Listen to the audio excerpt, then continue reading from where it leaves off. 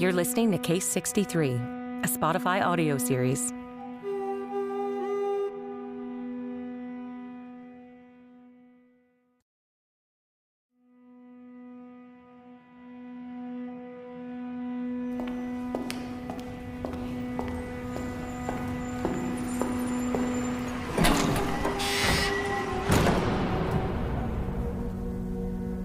For the record, Case 63, October 27th, 2022, polygraph test. Examiner Dr. Julian Silva. Ready, Julian? One sec. And ready. Thank you for your cooperation in this polygraph test, Mr. Roiter. Is this normal procedure? You do this with all your patients? No, very rarely. I'm going to ask you to stay still. Oh, you make me feel special. In the future, we don't have devices that detect lies, so either the human race is on a path of technological regression, or maybe they eventually realize that these don't work at all. What does it detect, Doctor? Galvanic skin response? When someone lies, there are subtle variations in blood pressure, heart rate, and respiratory frequency. Are you comfortable? You mean with these electrodes stuck to my arm and chest? Yeah, I'm comfortable. Okay, we're going to ask you some calibration questions. What's today's date? Today is Thursday, October 27th, 2022. Can you please name something? An object you can see in this room. Well, I see you, Dr. Knight, not wearing your lab coat for a change. She's wearing a white blouse. I see this room, a metallic table, a mirror on the wall where I'm guessing there's a camera recording me or someone watching me. And I see you, Dr. Silva, watching that little needle as it scribbles away on a piece of paper. Let's move on. Now I need you to tell me a lie. A lie? Okay, I do not know you, Dr. Knight. Julian? We can begin. State your name. Peter Roiter. What year do you come from? You really like that question. I come from the year 2062. Could you tell us, please, something about your life? It doesn't matter if it's something you've already told me. I don't want to bore you. Something specific in mind? How about the most important thing that's happened to you in the future? When I was 20 years old, I had a girlfriend that taught me to love classic movies. Something more concrete. An important event. Well, it's like asking me to summarize the 20th century. There's good things, there's bad things, there's transcendent things. So there are good things about the future. Of course, people are fanatically devoted to childcare. A lot more ecological consciousness. Concept of a woman being raped or abused or even discriminated against is inconceivable. Same thing with racism or white supremacy. Strange concepts. All these isms have completely lost their meaning. But before that, lots of bad things. Bad things I haven't even told you about. Tell me. October 2023. There's a world economic crash. Banks tank, civil unrest. The Pegasus pandemic spreads. In 2030, there's the Berlin Purge. What might be the darkest moment in our history. It all started in the 20s, which is what's happening now. Pandemics and lockdowns, which are forcing everybody to stay behind screens. According to my father, it all started with good intentions to punish racists, rapists, corrupt people in power that had long avoided justice. They were all judged by social media, and it worked. The masses generated a spontaneous and organic opinion or agreement on who the enemy was and who the vulnerable were that needed protection. They began to pay special attention to history and started knocking down symbols of an unjust society. In 2027 or 28, everything began to get complicated. This concept starts going around, the egregore, a kind of hive mind made up by millions of users which took it upon itself to police people's behaviors and even their thoughts. Art, certain books, some plays that were seen as veiled critiques of the movement are simply canceled. They start to persecute those who don't agree with the egregore, those who begin to warn that the egregore is an out-of-control totalitarian entity with no control, and those who don't want an anonymous collective taking over the justice system. By the end of the 20s, traditional justice systems just didn't have any meaningful authority in the eyes of most people. Being marked by the egregore, being sanctioned is the only thing that carried any real weight. But inside the egregore, there were those who questioned whether they should have that power. They were ousted, of course, and soon citizens were being subjected to random searches as they tried to root out anything that might even resemble dissent. It's a time of great persecution, cultural, religious, and scientific.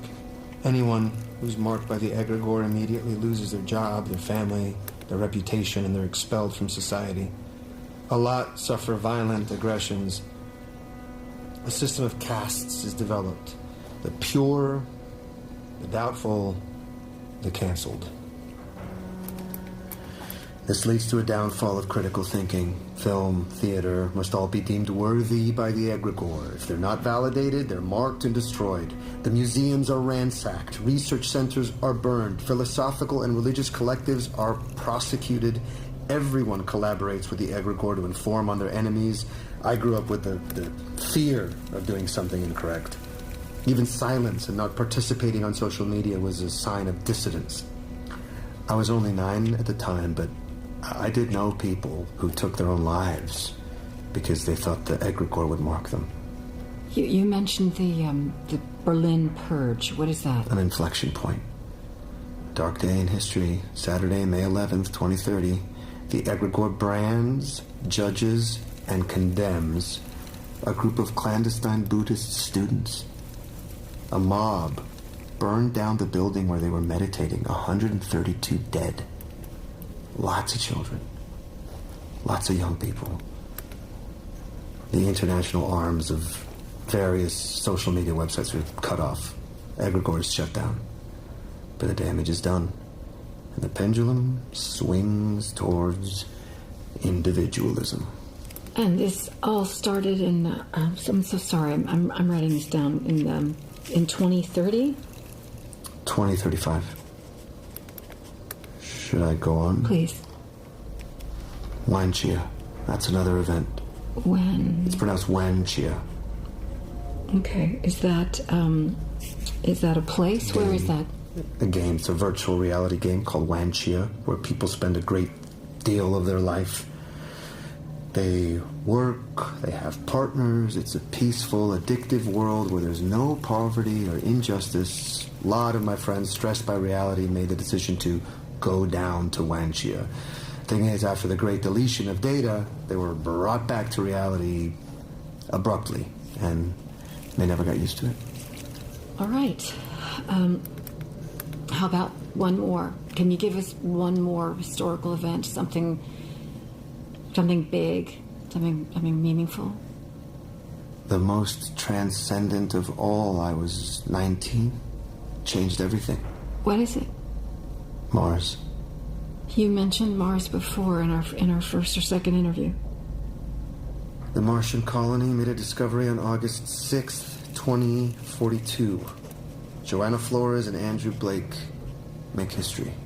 The first settlers? No, they were third generation. We set foot on Mars in 2031. Flores and Blake's discovery was in 42. They found the mother structure. A progenitor civilization, a city buried underneath the sands of Mars. Aliens. It's a bit more complex than that. Our ancestors. Irrefutable proof that we are not alone in the universe. Although we already did know that from declassified files the Pentagon released. But, excuse me, when was this? Next year. 2023. Next year? Oh, yes. But, well, it turns out that, a few boring documents confirming what conspiracy theorists have been yelling about for years didn't exactly turn the world upside down. But finding a 50,000-year-old civilization on Mars, that's a different matter. That shook us to the core. What happened after that discovery? The mother civilization, as it came to be known, that changed everything from philosophy to science. It all got turned upside down. But the most important thing, thanks to the discovery of Mother, we developed our theoretical knowledge of time travel. And that's why I'm here. Something wrong? I think we're good. Thank you very much, Mr. Roiter. Please wait outside. Sure. Thank you, Mr. Roiter. Did I pass the test, Dr. Knight? We'll talk later. Excuse me.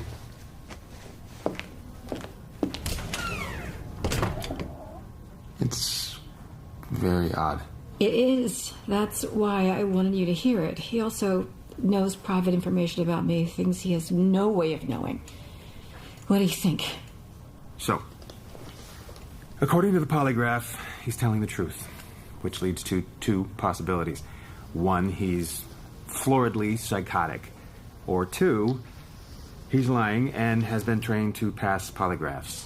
There is a third possibility. Eliza. Didn't you hear him?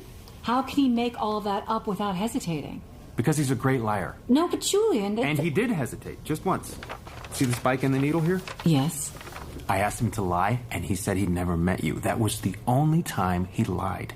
Yes, but we asked him that. We asked him to lie. Then it's true you know each other? Well, he's my patient, Julian. I think you should be careful around him. This man knew you, knew things about you. And Eliza, I think you should drop this case. For your own safety. He knew you, knew things about you, specific things about you.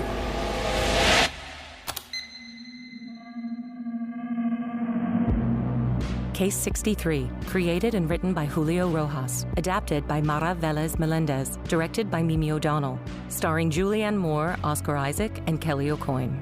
Executive produced by Julianne Moore, Oscar Isaac, and Mimi O'Donnell. Produced by Katie Pastor. Sound design and mix by Armando Serrano and Daniel Brunel. Score by Mowat.